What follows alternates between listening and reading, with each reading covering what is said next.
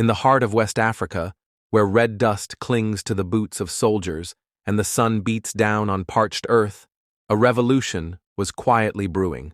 It didn't start with riots or speeches. It began with a young man, a soldier, a visionary. Ibrahim Traoré, born in 1988 in the humble town of Bondoukoui, Burkina Faso, would rise from relative obscurity to become the world's youngest president, capturing the imagination of millions disillusioned by decades of corruption, foreign control, and broken promises. Growing up in a post-colonial nation struggling with poverty and violence, Traoré witnessed firsthand the failures of successive governments that bowed to international powers while ignoring the cries of their own people. His early years were shaped by instability, but also by a burning sense of justice. He studied geology at the University of Ouagadougou, a discipline rooted in the very soil of his homeland, but the call of service led him elsewhere. He joined the army, a path not uncommon in a country where the military often played kingmaker. Traoré's rise through the ranks was marked not by political maneuvering, but by principle. He served with distinction in the anti-jihadist forces battling extremist groups in Burkina Faso's northern regions. It was in the field, not in offices, that he saw the true cost of failed leadership. Villages razed, families torn apart, soldiers left with outdated weapons and no strategy. The enemy wasn't just the terrorists in the shadows, it was the rot within. By 2022, Burkina Faso was crumbling.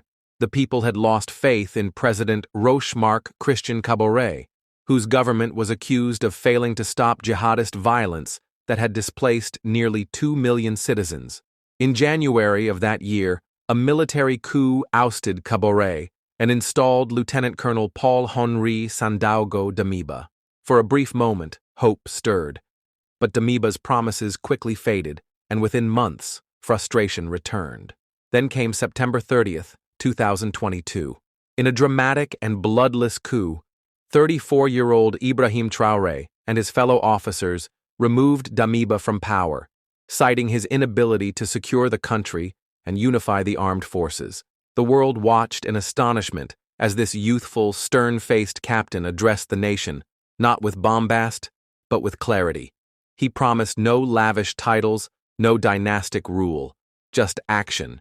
Traoré pledged to fight for sovereignty, for security, and for the people long ignored by elites in the capital. Almost immediately, Traoré broke from convention.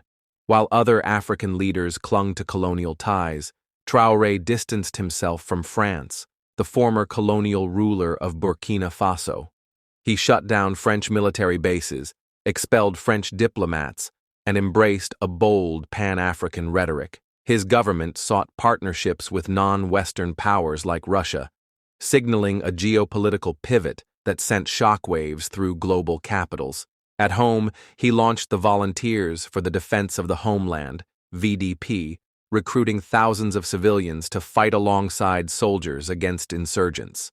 While some hailed this as empowering the people, critics warned of untrained militias and potential human rights abuses.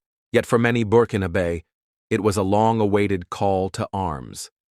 International observers were quick to label him an authoritarian, but in Ouagadougou and beyond, murals of Traoré appeared on walls, and his name was chanted in streets.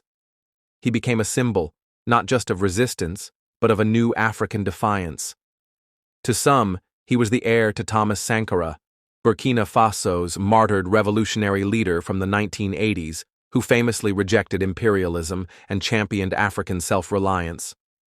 Traoré echoed Sankara's spirit, even visiting his grave in a symbolic gesture of continuity. Still, his path is fraught with peril.